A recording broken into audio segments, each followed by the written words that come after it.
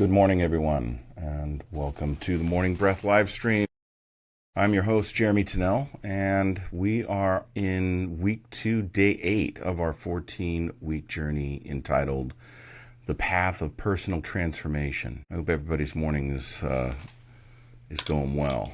This week, we are exploring through the lens of self-awareness recognition. And earlier this week, we talked about honesty, about the patterns in our lives, and naming what feels unmanageable. Today, we introduce a tool that helps understand how the patterns work more clearly in our lives. It's called personal inventory.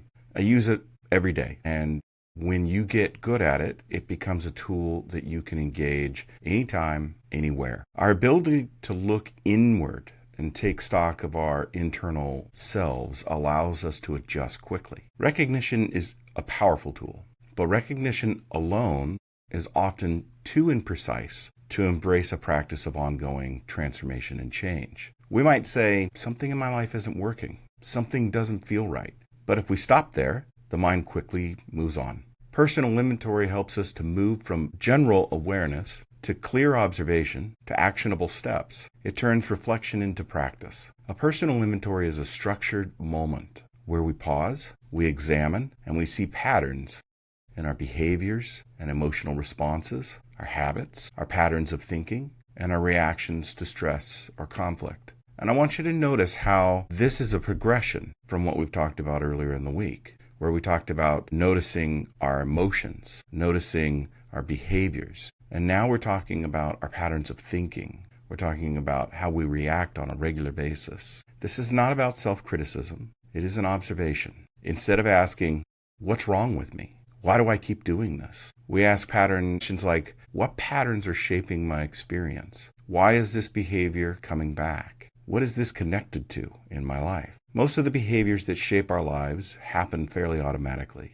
We react, we cope, we fall into routines. We rarely stop to examine the system of habits running in the background of our lives. The practice of personal inventory interrupts that autopilot.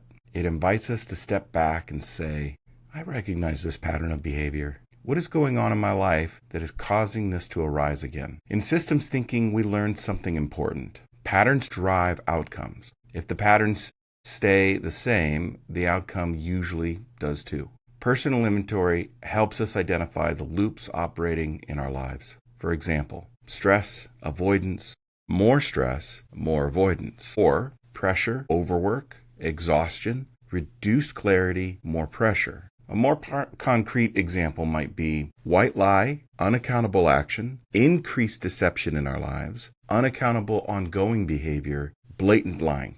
These loops operate quietly until we stop and examine them. Inventory gives us the ability to map the loops, and once we see the loops clearly, we begin to change them. When people first try personal inventory, they often fall into self-criticism. But criticism shuts down learning and curiosity. It involved self-judgment.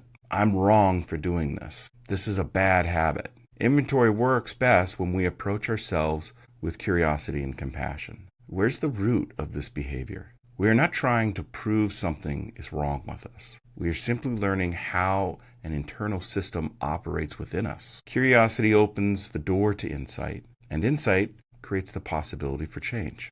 I want you to grab your journals, and I want you to take a blank page and make 3 columns. Column number 1, right at the top, situation. And what I want you to do is I want you to recall some moments where there was some emotional friction in your life. And these can be stressful interactions or moments of frustration, habits you wish you had handled differently. Column 2, I want you to write down reaction. And you're going to describe how you responded to those. What did you do, your behavior? What did you feel, your emotions? And what did you think, your paradigm and perspective? And in column 3, I want you to ask yourself, what patterns might be operating here? Is it avoidance? Is it over-responsibility? Emotional reactivity? Shutting down? Distraction? The goal is not to judge, it's to see patterns. So once you have that, the deeper reflection is this. What might this pattern be trying to protect me from? Map it back. Many of our behaviors began as ways of protecting ourselves. Understanding that helps us approach change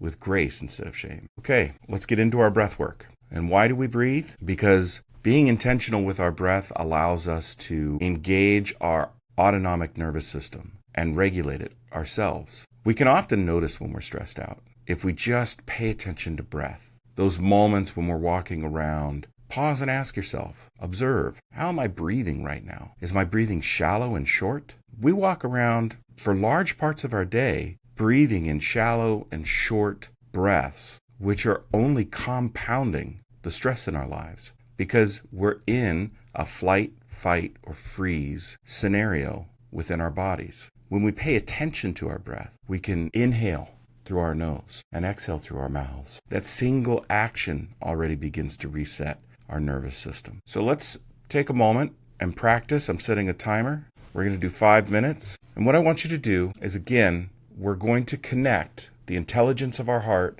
to the intelligence of our brain, the emotional intelligence to the logical intelligence. Here we go. We're sitting up straight.